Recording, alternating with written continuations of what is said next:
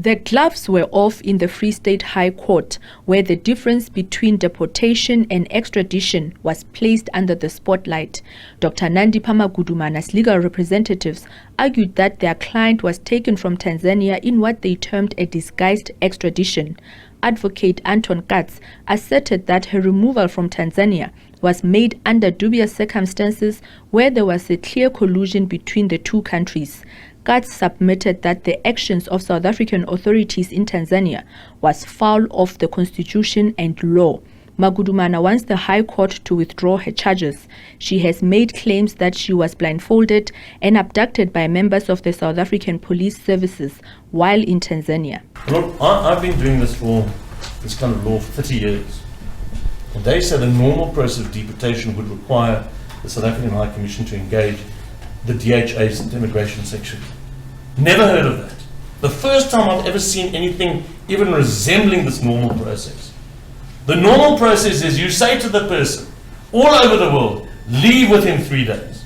And if after 3 days they don't leave, you may arrest them and you might contact whichever embassy it is and say, listen, we've got your national, they won't leave, please come and collect them. The state maintains that Magudumana's claims that she was blindfolded are inaccurate. It argued that Magudumana told South African authorities in Tanzania that she wanted to return home to her children. The court heard that there were police officers in the entourage that went to Tanzania because they were informed that prison escapee Thabo Bester was in that country. The prosecution argued that Magudumana omitted the context of why she was in Tanzania, adding that Magudumana was illegal in that country when she was arrested. In this matter, we respectfully submit that there is no evidence whatsoever that the South African Police Service or the NDPP made themselves guilty of any wrongful or unlawful conduct as explained of by the applicant.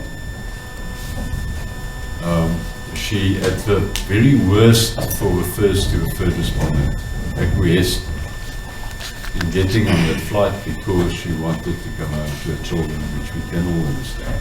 The Department of Home Affairs emphasized that Magudumana was arrested by Tanzanian officials.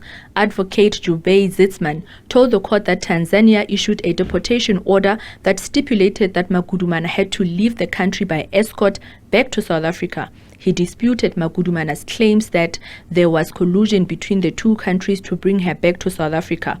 He explained that there was cooperation between the two countries. The applicant and Bester was arrested by Tanzanian authorities and declared by them as being prohibited immigrants liable for deportation back to South Africa. Now that cannot be disputed.